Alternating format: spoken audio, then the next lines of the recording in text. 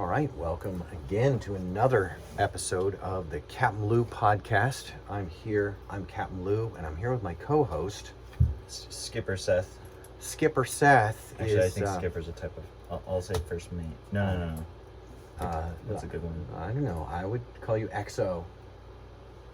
XO. That's like the next down from first mate. Yeah, because Luke is first mate. Come on. Luke is just Luke. It's weird. But this guy is my son. He's my youngest son. That's true. Well, how old are you?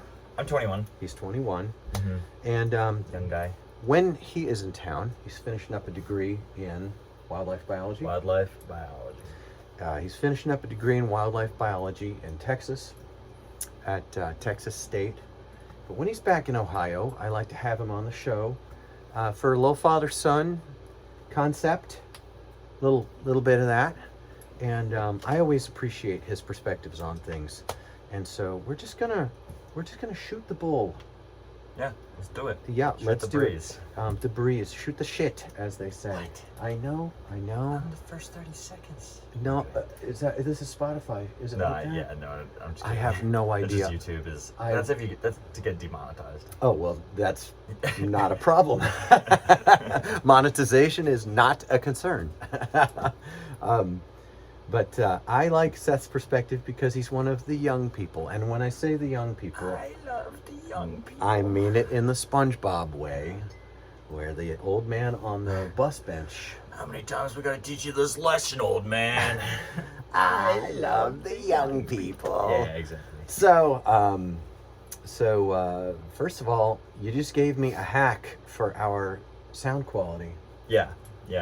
Just instead of this is what anyone with a podcast should do, in my opinion. Instead of just accepting bad audio or trying to equalize it yourself. That is the first one is our that's our way. Can I curse on this, or is this not like a cursing podcast? We endeavor not to be gratuitous in great. our uses of profanity, Yeah, but it's not because of the sensitivity of our listeners. No, I get it. Yeah, just fucking put in the AI program and AI will just equalize it to make it studio quality just so easily.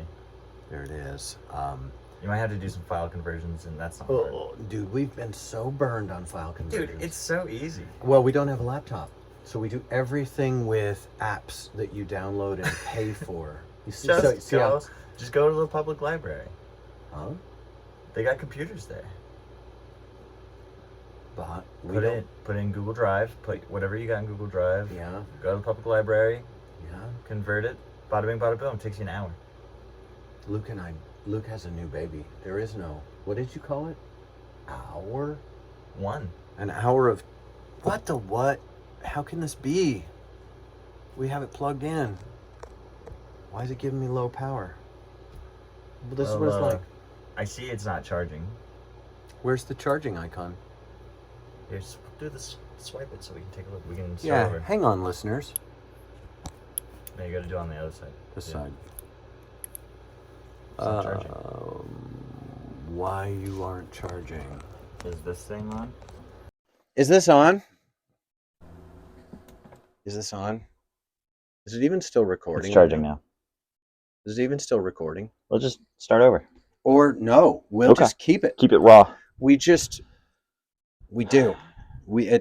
like an uncooked frankfurter. Listen, if you don't have a laptop and you're trying to produce a podcast... You're an idiot. I know. We know this. I didn't call you an idiot. I was going to say you need to go to the library. We're going to fix that by me getting a laptop sometime this month. Yeah, dude. Then you can just convert. Yeah. Then you can just convert things on websites for free. I'm happy with it. By the way, on this podcast, I made it my mission. A friend of the podcast recently shared an opinion. So I wanted to just give the podcast this little piece of flavor. This one's going out to Bob Lofton. Bob Blah Blah. Bob Law, attorney at law. Bob Law blogs. Bob Blah Blah's law blog. No, Bob Lofton, we'd like you to hear it from our very heart. What's up, guys? It's your boy. What's up, Bob? CapmLew. It's your boy. It's your boy. What's up, guys? XO Seth. What's up, guys? It's your boy. You know, do you know that we there's a podcast that we make fun of incessantly? Which one? It's called the Bunt It's not called the Bund. It's called the bunt. It's called the Bunt. Okay. Yeah. That's really funny to call it the Bund. It's not BUNDT, which, by the way, that would be a great, because bunt cakes are delicious. They're moist. They're moist. They're True. firm. What but does Bunt mean? Bunt? Well, I mean, I know the baseball term where you No, bunt. I know what a BUNT means. BUNDT? Mm-hmm. Anytime I'm seeing an NDT that's preceded by the guttural vowel U, Ooh. I immediately think Germany. That's why I'm asking what it might mean. But if you don't know, I don't know. You're not a German. What, you're not. I don't not know a what German Bund guy. means in German. I know what BUND means. The Bund. The Bund. Yeah. Shout out to Adrian in Germany. We love you, buddy. Miss ya. All right. So you guys make fun of the Bunt. the bunt. Okay. The Bunt is the podcast voted most likely to use the term in the building. I see.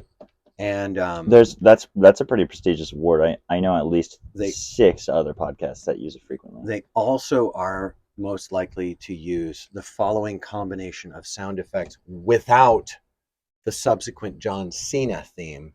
Okay. Bwah, bwah, bwah, bwah. Okay, so we're really keeping it like 2014. Bro, I am more like 1978. I just am not a good guy for this. And I'm saying they. I know you're keeping it 1978, but I'm saying they really keep it like 2014. As far as we understand it, the Bunt is the #1 podcasting and skateboarding brought to us by Vans. Are they millennials?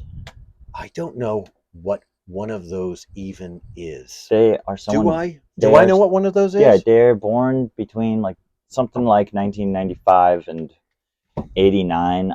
I'm not a generations guy. What are you?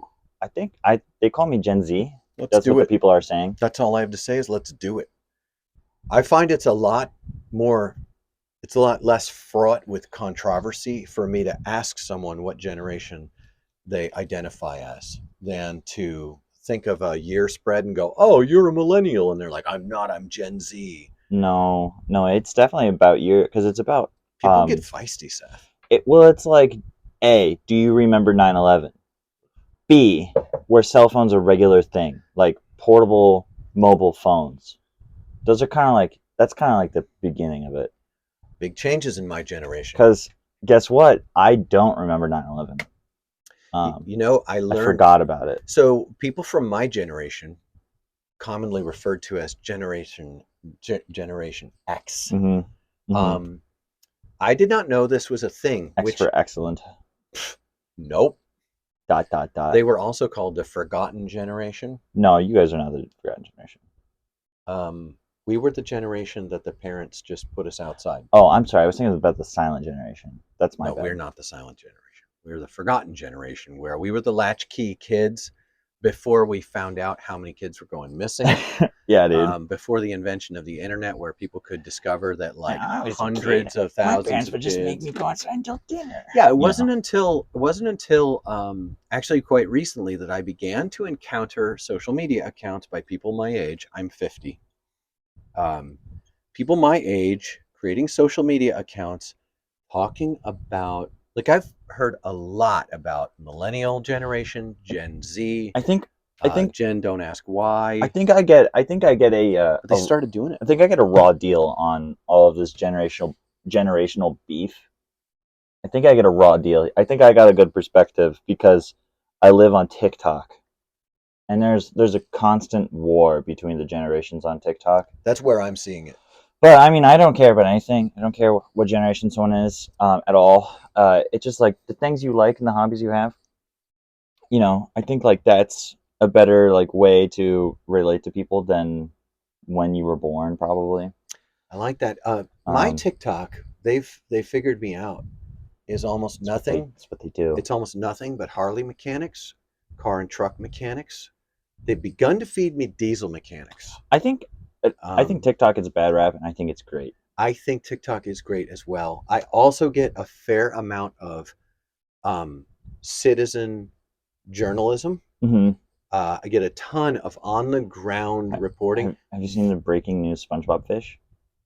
Breaking Yes, news. I Yeah, I have. like that But I have a actually. guy, and he goes, "Breaking news, da da da da da da da da da da da, break, da da da da da da da da da da da da da, Like break." break as in He just says the word break, as in this is a new story, which is like he's doing it like a he is the teleprompter. he's the telecast machine. He's Ron Burgundy reading every word on the Yes, teleprompter. and Yeah, he's actually excellent. He's not ironic. He's actually using a news format, I get it. I like get it. he's reading it off of the It's tape. flash media, and And I like it. But but when he does it, he just says what was reported, by whom it was reported, and he just moves on. And what I love about that is he does it in 30 seconds to 1 minute.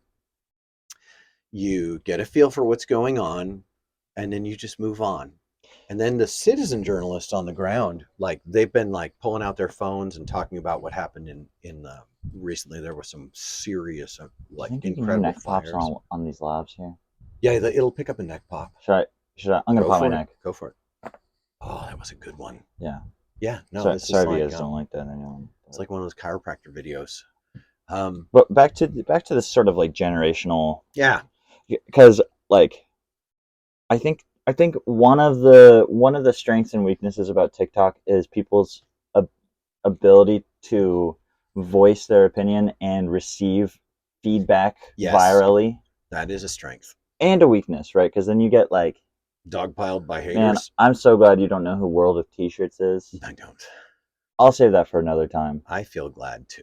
Um, but what you get is like you'll get people on there, and I'm gonna use some stereotypes, everyone. So buckle up. By the way, remember, everyone is about 25 people, so you're good. Wow, 25 people, you never know. Could be 100. I'm putting it all in black. Just let it ride. And so you'll get like young people on there using word like my generation. They're saying "eepy," EP? means sleepy, Okay. and they're saying "delulu." What's that? That's a term that women use a lot. I think it's from the black community when you're being delusional about like some sort of like dating situation. I was hoping it was delusional. It is. But it's like like they'll talk about um they'll say like delulu in the third person, Mm-hmm. as if like they have another persona. Anyways, and obviously that this is going to be the new millennial cringe very soon. Right. And you get older people making fun of younger people for their slang all the time. Yeah. And so then you have Gen X comes onto the platform, and they're like, when I was a kid, I was stuck on my phone all day. You know, like that's and, yeah, I have some things to say about that. and you know, you get a lot of like, these people don't know how to use a rotary phone. You know, like Ellen DeGeneres making fun of children live on television. You know, Yeah. but except for now we're doing it on TikTok. Yes. And then Gen X, Someone I've never seen a TikTok from. these people they come on there, right, and they're like, they say all this like whack ass shit, Mm-hmm. making fun of the younger generation, and maybe it's warranted. I don't care. But then you have like the millennials on there. Mm-hmm. The millennials were big on a platform called Vine. Oh, I remember Vine. Yeah, and so Vine was pretty terrific. millennials are like, Gen Z doesn't know how to dress, you know, like, and it's like, you guys have built your whole personalities on what you thought was cool in 2010. Yeah. And I watched an interesting TikTok recently, and it was a young guy, about my age, and he was warning his peers. He says, "You guys, in 5 years, we are going to be the new millennials." He was warning his Gen X peers? Gen Z peers. Because the pitfalls that millennials have fallen into is by creating, and every generation does this, by creating some sort of superiority about what they like. Yeah. And using that as a means to criticize the younger generation. And that has been happening since back in day. Since time Back in day things were different. You know what I mean? This is what I discovered. This very thing is that and what I really gotta say, I'm sorry to interrupt you, No, go for is it. the house always wins. The house. even if you put it all on black and Yeah. let it ride. The house always wins. This really strikes me as one thing I noticed is, first of all, when I first started looking at TikTok was probably a year ago, maybe a year and a half. Mm-hmm. I didn't like TikTok. It had a reputation for being really slutty and garbagey. I didn't like that. And I have a lifelong monogamy experiment going on here. I'm trying to see if I can make it all the way till I die or she dies, married to the same woman. And anything that erodes that, I try to eschew. It's a word. ESCHEW. You just made that up. We try to no, we try to introduce vocab in this. So I wasn't into TikTok, but I started to realize that for the CapmLew podcast, we had to make one. So I I had like a super old one that you and I did a couple on, Mm-hmm. Mm-hmm. and I renamed it CapmLew, but the CapmLew podcast has its own, and we'll start doing clips when we get the laptop. Yeah, You know, sure. so and I figure our listenership will increase with Well, some of when the you're clips. shopping for that laptop, let me know. I can help you. No, actually, I know which one it is because it's being given to me Oh, great. at Never mind. work. It's going to be Never my mind. work laptop, but I Fantastic. can use it for the podcast, and it's a video gaming laptop. Okay, So good. it's just a PC, so it'll still be crummy, but crummy is what we do here. I like PCs. I think it's fine. It's And fine. I'm sorry, I didn't mean to get you off topic. It's okay. What I discovered was when I started running across Gen X content, there was the haughty, like, you don't know anything, like engaging the war. Do you even know what a map looks like? Oh, okay. That's not the content that really strikes me, and that's not the content that the algorithm has discovered I like to watch. The Gen X content that I'm noticing is content that is like, guys, do you remember this? Yeah, that was actually horrible. and it's really interesting. There's one lady I follow on there, and she's like, "Do you remember this? This was insane. Like this was awful." She was talking specifically about how the kids would all like glom around, like the nearest other kids' houses to my house, because I lived in a rural area on a horse farm, was over a mile away, and it was just kind of over a hill, and I had to bike on a full-on highway to get to it. Mm-hmm. It was a 2-lane highway, but it was a state highway. I had to bike on that highway for 3/4 of a mile before I got onto a town road. And I would burn a town road and I ride over there and I would get to the bottom of the neighborhood, and the neighborhood was all the way uphill. Wasn't uphill both ways. That was my parents' generation. But go all the way up, and then you start to see who's out, and you kind of hope it's not the tough older kids, because they were really rough, and they'd chase you and take your bike, but they wouldn't take your bike away from you and steal it. They would just take your bike away from you and hide it behind another house. Yeah, that's just what they did. Yeah. Where I lived was they would take your bike away from you. Here where we live now, they would steal your bike, and then a couple days later, you'd find a child riding it, who it was gifted to from a relative, Or and you would find an adult riding it. or you'd find a grown-ass man riding a child's bike, right? It's like spray painted all black. It's full on over here. Or like they would rip Seth off his bike and take his backpack, try to take his backpack off him, right? But anyway, what I was discovering was that we are not, I'm not aware of how I grew up as a way of growing up. I was too busy growing up to take notes on how I was growing up. There was no meta level to life. It was full on every minute. Did your environment change significantly as you grew up? Like, did you get huge developments within your community? Like, because I bring that up because I was able to realize how I was growing up as my community changed significantly. Some context. We have been living in our neighborhood now for almost 20 years, and I was a little lad when we moved here. I was like barely 2.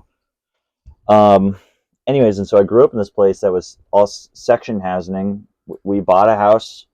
You guys bought a house that was dirt Right. cheap. Our house was among a lot of Section 8 subdivided houses. Yeah, right. And in just 10, in just like these last 20 years, it's totally gentrified. Yes. And so I'm at like, because my experience is like, I remember how I grew up, and I remember everything changing and being like, well, I liked it better before. Did you have any sort of thing like that where like, were you able to realize how you were growing up due to significant changes within your community? I didn't stay in my community. In my family, kids grew up and then they went away. Uh, I have cousins who moved from Connecticut to Texas when they were adults. So my brother moved from New York to Texas. Not everyone moved to Texas, but kids grew up and then they moved away, and their home and their parents were something that they visit. And so I through we didn't have social media that gave us an awareness and an interface by which to peer evaluate the larger picture of how we were being raised. You are one of the first generations that had that as a child. You could say what you were experiencing, and people all over the world could comment and could share knowledge, insight, thoughts, perspectives on what you were experiencing. We didn't have that. My area of New York where I grew up, I have literally no idea past age 18 of what happened there. I have none. Will you tell me? Will you tell me if this is something you experienced as a younger guy? Mm-hmm. You lived in a community Mm-hmm. where you were familiar with how the way everyone spoke and communicated in styles of communication. Then you would go to maybe the city, right? Maybe you would just go 45 minutes to the city. Yes, I did that. And everyone spoke and communicated all in different ways, just 45 minutes away. Was that part of your experience? All right, I'll speak to that. That's a good Yeah. question. No, it wasn't, because where I lived in New York, it was the beginning of the personal computer. My high school was in the IBM campus, Okay. which was not a campus like you have nowadays. It was an industrial wasteland. No, I get it. Yeah. But my high school had about 3,000 kids in it over all the grades. Not as big as schools are now, I feel. Some schools are just, but It depends, right? under situated for the number of students, packed in, dark, gnarly, and those kids came from probably a third or a quarter of the students were international. They were the first generation sons and daughters of immigrants who came for what was just the beginning of the tech industry. Okay. Mm-hmm. And then the rest of the school was made up of, we had backcountry Appalachian, we had upcountry degens. Mm-hmm. All right. We had backcountry Appalachian style rednecks were probably an eighth of the school. I can't make this even out, but the rest of the kids were suburban kids whose parents were all New Yorkers. Well, I was about to. I mean, Yeah, New it makes Yorkers sense. from the city. So city culture came. We had the foreign kids, first generation immigrants. Sure. We had the city kids who were suburban, and then we had a strong element of city kids in the very beginning of hip hop culture, the first gen rap kids. Mr. Herc era, if you will. Yeah, Cool Herc was still like, he was Sir Mr. Cool Herc. still fresh. And so the city kid culture, not just New Yorkers who moved to the suburbs, those were neighborhood New Yorkers. Yeah. But we had city kids, and that was a diaspora of the classic aggressive culture of New York City, and it was a big enough part that I was acquainted with the whole gamut. So about how far would you say did you experience a cultural change when your family might drive to visit other family or travel, or maybe, you see what I mean? Like, it would take 4 hours of driving to get outside of a culture that I knew, and so and we never did. And well, but did you ever go to Connecticut to visit family? That was still a culture I knew. But it was still different, right? They had different accents, and They had. and the way they communicated was still slightly different. They did. They actually had the Boston accent, Right. which was a Connecticut accent, but it's very a New England It's New accent. England, right? Because And they you had lived in the and they Mid-Atlantic. had a sensibility that was more strict and more puritanical and more New England than my family And when across you the mountain. when you're a kid, you went to Florida Only one time. one time, and and it were you was old enough to remember anything like that? I was 8, and it was Did you remember any funny accents or anything like that as a no. kid? We didn't interface with anyone that I remember, except we went to a Chinese restaurant, and it was very hard to feel But comfortable for me because I felt like a whole table of Chinese people was making fun of me. They were laughing and pointing at me in my mind. in your mind, In I my mean, a little mind, anxious 8-year-old kid. I That's was super anxious. okay. So But fast forward, you're 18. You move from Were you in Stormville or were you in Poughkeepsie? Stormville. Should I call you out like that? That's fine. I doxed you. I grew up in a little You're done for. rural. I put it all on black. And you just let it ride. Um, I grew up in a little rural burg in Wappingers Falls area called Stormville, and it was quite country when we moved there. By the time I was 15, it was full-blown suburban diaspora. so you moved from there to Kentucky, So I went to college in Kentucky. right? And and I guess Kentucky is maybe 15 hours away from where you grew up, right? It's a tenor. It's a tenor. It's So a tenor. 10 hours is not even that far. No, You're 2 states away. it's a day drive. You're through West Virginia, well, Pennsylvania, West Virginia, Kentucky. That's how it goes. It is. So you're 3 states away. Very. That's where like the regions all clash together. That's a difficult place to nail down what's northeast and Kentucky Midwest was a and southern. completely different world. Right, but and you couldn't. You've told me before you couldn't understood some people. I literally could not understand the English, and it hit hardest. I arrived on campus for a visit, and they roomed me with a guy. His name was Bob, and I couldn't understand his English. He was from West Virginia, and his accent was very, very thick. I'm certain you couldn't even understand some people from Pennsylvania too. Pennsylvania, very, very easy to understand. Everyone except for the Pennsylvanische Deutsch, who speak. Okay. They speak 17th century German, 18th century German. No, Pennsylvania, super easy, classic standard accent. And what about? But man, West Virginia, the Appalachia is the hill raw. The hill country of West Virginia has a very strong accent, and it's very similar to Kentucky. Well, because Eastern Kentucky is also Appalachian, Yeah, it's the same mountains and the same culture, but I didn't run into real trouble with that. The college I went to was just a college; it wasn't a university. Sure. But the college I went to it had a few students with thick accents. I made best friends with a boy from Georgia, a young man named Danny. Danny he had a very thick Georgia accent, very easy to understand him.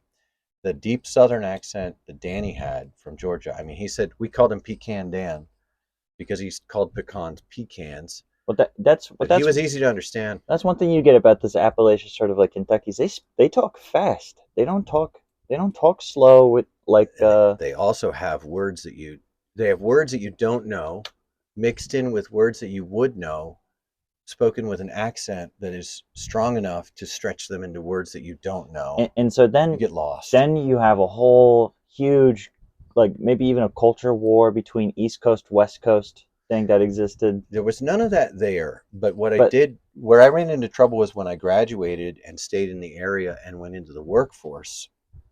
And it wasn't until I was working in construction, then general construction, house framing, and roofing, that I really started to run into 2 problems. One was the intelligibility of language and the odd, different choices of phrase. And it was in construction, so if I didn't understand something, they really would make fun of me, which meant they liked me. Yeah. And I freaking loved them. But the real one was people I could understand really well, genteel, high-class contractors who I worked for, who were shocked by my forthrightness and my bluntness. As a Northeasterner, my bluntness and my forthrightness were an obstacle to closeness in friendship with several people who I just still think the world of today, who I think, but I also was very eccentric and Well, and peculiar. that's because the house always wins. But The house I always bring all this up wins. because there's a really different dynamic within like the modern era where technology is really starting to like create a uniform culture across the United States. Because even though you Yeah. may not have experienced sort of West Coast, East Coast like Yeah. differences, that would that's always been a very real thing. People have felt very strongly about one or the other. Um, but now things are starting to all blend together, even globally. Yeah. You got a Yeah, lot that's of. true. I have lots of online friends from other continents, and the slang just starts to mix. It does, and very quickly. Yes. Very, very quickly. In Where fact, where this, would I be without hanging a piss? Where would I be? yes, or smoking a dart. No, people around here say that. People around here say that, but I know what you mean. Um, the speed at which it changes, like I usually don't, but I know a lot of people do. I have a joke file, a collection on TikTok, and it's called like contemporary modern kid speech, Hmm. and it has all these compilations and spoofs where they're using. I don't know how. We haven't even got a word to describe this body of speech that is already passing away. It feels like I've only known about it for 2 months that I first ran across the term mid used where it's a completely derogatory status, Well, you know? that's the thing is you get these like slang words like that, like mid. I don't even use it.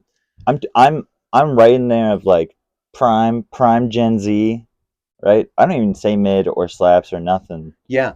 Um, I think it's just internet culture. I was just in a situation in my work life where one of the one of the men in business, he's older than I am by about 7 years. And he was saying that they had brought a young person along with them. This person was maybe 16, I think. And they were ready to hear the kids say, that's mid or that slaps or like that.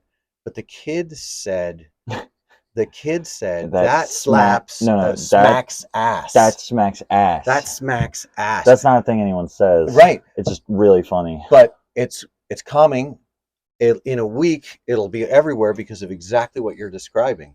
It will disseminate through a meme, through a TikTok, and then everyone's going to say that smacks ass for about 2 weeks. It'll go all over the country, just like you're saying, like the speed at which these things disseminate, they flare up, they're used, and then they become old. And there's a lot of judgment about using the wrong term. And I'm like, um, I come from a slower time. For like 4 years, you called something cool decent, right? Um, we used ew a lot. Like we used it a lot. We overused everything because there were only four slang terms. Who doesn't say you No, no, no. We would say it like a lot. a lot? We'd say it long. We'd say it loud.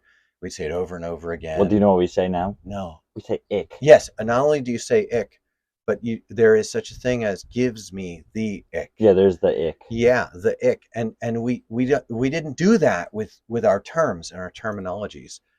We just had a solid we had a solid quiver of cuss words, but it was only about 10 words, you know, So in circulation, and nobody ever stopped you and said, "Hey, man, we don't say it that way anymore. We say it this way now." That didn't exist. Didn't so exist. let me dive into some of this here. So you brought up two well, we brought up two things, the ick, and we brought up mid, which are two things specifically around dating, sex, Oh, and really? culture like that. I Yeah, didn't realize that. I thought anything could be mid, anything can be, but you but mid young came men from. young men often use it speaking about young women. I didn't know that. Um, See, I mean, there's so much going on here. but something I've It's noticed kind about you guys. So when you were growing up, let's say you're in high school, and you wanted to date someone, Okay. how many people could you choose from? What was your dating pool? 4. Yeah, the kids in your grade, maybe Yeah, maybe a from the grade kids, below from or the above. kids. No, you just dated people. Well, I dated people above my grade. But it was But rare. like it was like 4. There were maybe 25 people that a person might be choosing from. Now let me ask you another question. You and your peers, if there was a girl, My right? my peers had a bigger dating pool than I did because they also had neighborhood kids and they did things more. So maybe they had 100, but that's still But let's say like you had 4 kids you could date, yeah. right? Within your grade and area. Ugh, the memories. Um, so pleasant. I have what they It call the ick. if there was a girl, right, Yeah. who was single and she wasn't maybe not your type, maybe not the prettiest girl, Okay. would you be so choosy you wouldn't date her? No. Yeah, Um, you would just kind of buckle up, I see how it mean, goes. granted, Maybe, yeah, like a guy had his mom drive him to the mall for any independent social time. yeah. Malls were an entirely different thing than they are now. I hate them They were all. like the county fair back when the county fair was a different thing than it is I right now. hate the fair. Yeah, I yeah, actually well, don't like the fair. they're fairly detestable now, like almost everything is. But But yeah, you couldn't there, talk to anyone except on the telephone, and and you had a whole bill for that. You yeah, guys had there was minutes. we didn't have minutes. We had a landline with a long cord, coily, and you would get on the phone and you tie up your family's phone for a long time, and it was a So mess. and so It was a mess. I see now that there's this highly choosy culture amongst dating with things like apps and social media and all sorts of things. Yeah, Now where people can just if the girl is just not the perfect specimen, mid, right. or if the guy is just not absolutely checking every single box, 6 feet tall minimum. ick gives me the ick Yeah. because anyways, The deck. It's interesting because what that did for me was it made it very difficult to have a serious relationship with anyone until I had a car. When I had a car, I did have a fairly serious relationship with a very nice person, um, and I, um,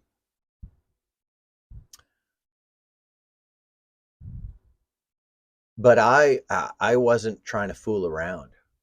I had, like it was like it's ironic that at 11 years old was where all the boys had first pornographic experiences. By 13, we were largely ruined by interactions, either pedophilic or, like it was just insane the rate at which my observation is the rate of just losing innocence and losing the value of some of the most valuable things happened. I had friends at 15 who were extremely promiscuous. They all had access to like going to the city and things like that. And they were very promiscuous and they suffered from, they had venereal diseases and things like that. And it was like cautionary tales were I abundant. think they call them STIs now. Misty eyes. STIs. Okay. Misty eyes. STIs. Misty eye, more like. Yeah. But More like cloudy eye. more, Like, more anyway, so dischargy eye. it's bad. It's bad. Even the clap is bad. I mean, I was terrified of pregnancies. I was terrified of, not that it kept me from doing stupid things that hurt my soul, but I was terrified of pregnancies. And also the relationships when you're young and you live in a culture. Back then, the whole culture was about we called it getting laid. Probably still do call it that.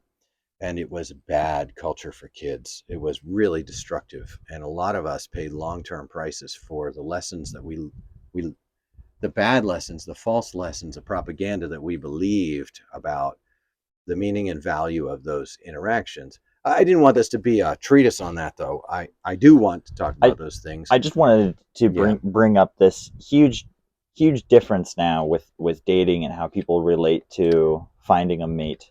Well, the dating It's so different. the dating pool is different now because you have these online media by which you can find matches and Tens of thousands of people that you could match with, you could find.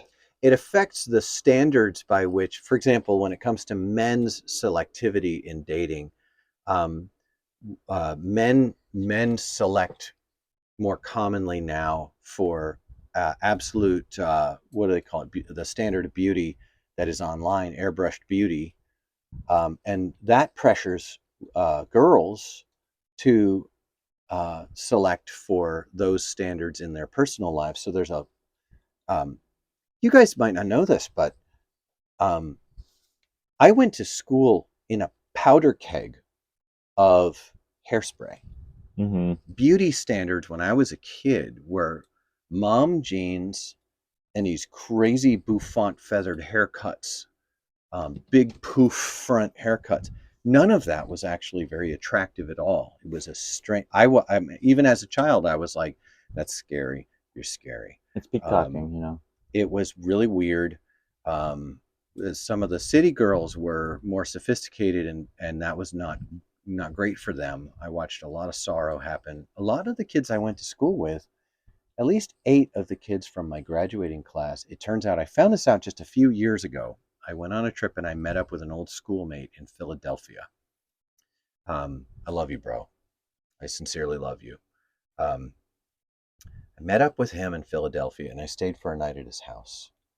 And we went out to a bar and we just shot the shit. And 8 of my classmates died in various tragedies. Unbelievable how Jim Carroll band style. Yeah. These are people who died. Very, very sad. So, that's a really sad note. We do have to wrap it up.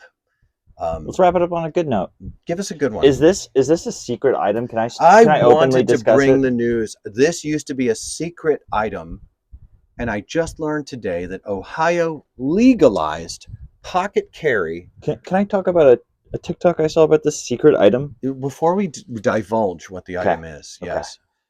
So this secret item, I saw this really stupid TikTok. Mm-hmm. This guy was like, this secret item, that's what we're calling it. I'm just gonna put it all in black. This secret item, it wasn't banned because it's inherently dangerous. I watched it this morning. Dude, did I send it to you? Because I watched it. I watched it, and he describes why it's so dangerous. It is inherently dangerous. Yeah, it is one of the worst ideas. If it can kill people. If you are in an ego violence situation where you have escapes, you have de-escalation it's a weapon.